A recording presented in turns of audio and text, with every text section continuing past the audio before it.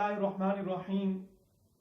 زندگی کے سفر کے اندر بارہا ایسے مواقع آتے ہیں کہ ہمیں اس بات کی ضرورت محسوس ہوتی ہے کہ کسی ماہر سے مشورہ کیا جائے۔ بعض اوقات ایسا ہوتا ہے کہ آپ کے پاس ملٹیپل آپشنز ہیں، کوئی کام کرنے کے 3-4 طریقے ہیں اور آپ بیسٹ طریقے کو اختیار کرنا چاہتے ہیں۔ آپ کاروبار کرنا چاہتے ہیں، 2-3 آپ کے پاس آپشنز ہیں، آپ ان میں سے بہترین انتخاب کرنا چاہتے ہیں۔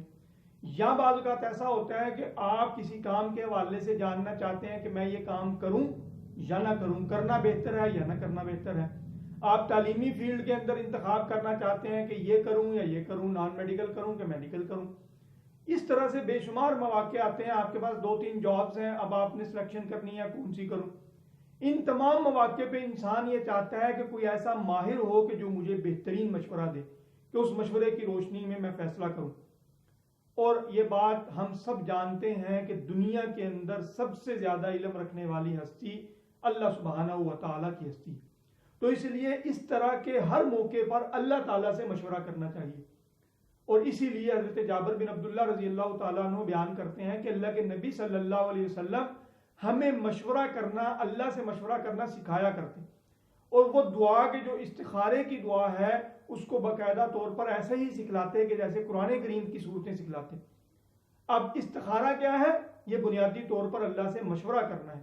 آپ نے اللہ سے رائے مانگنی ہے کہ اللہ تعالیٰ اس معاملے کے اندر میری رہنمائی فرمائے، مجھے بہترین رائے دیں۔ اور اس کا طریقہ کار کیا ہے؟ اللہ کے نبی صلی اللہ علیہ وسلم نے طریقہ بتلایا ہے کہ آپ نے کسی بھی وقت 2 رکعت نفل ادا کرنے ہیں، اس وقت کے علاوہ کہ جس میں نماز ادا کرنا ممنوع ہے، اور پھر آپ نے نوافل کے بعد اللہ تعالیٰ سے یہ دعا مانگنی ہے۔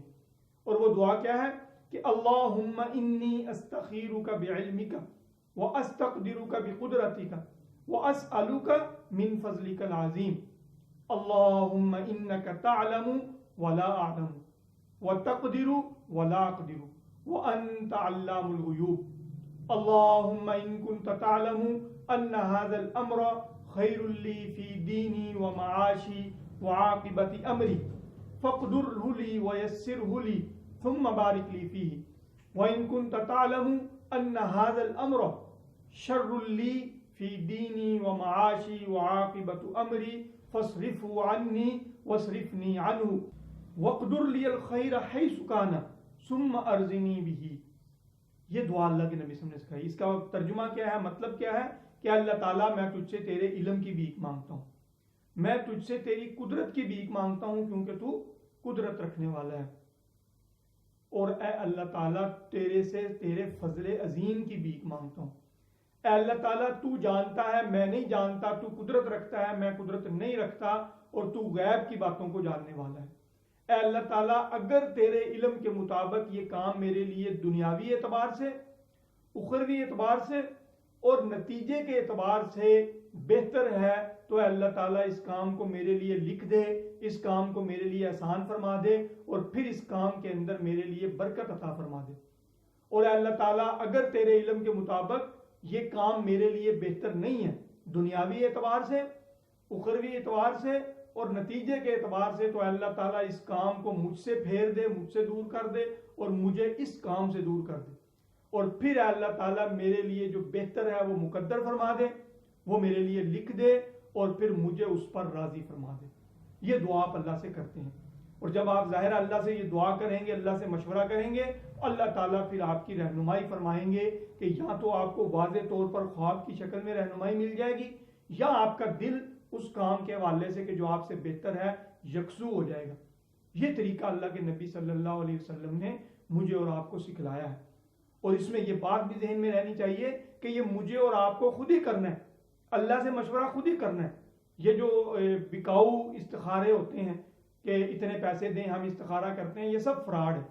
آپ نے استخارہ خود کرنا ہے، خود دعا یاد کرنی ہے۔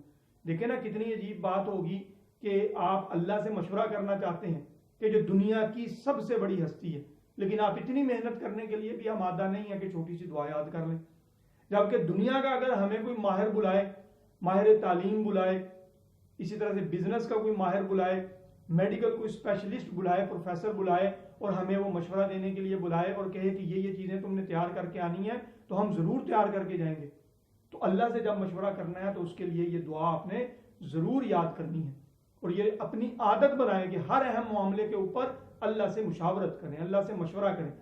اور جب یہ دعا آپ نے پوری پڑھ لینی ہے، پھر اس کے آخر پہ آپ نے اپنے کام کا نام لینا ہے کہ یا اللہ یہ کام ہے جس کے حوالے سے مجھے مشورہ دیں۔ تو اس طریقے سے ہم اللہ سے اگر مشورہ لیں گے تو پھر اللہ تعالیٰ ہماری بہترین رہنمائی فرمائیں گے، اور ہمارے مقدر میں وہ کام کرنا ہوگا کہ جو ہمارے لیے دنیاوی اعتبار سے بھی بہتر ہے اور اخروی اعتبار سے بھی بہتر ہے۔ اللہ عمل کی توفیق عطا فرمائے۔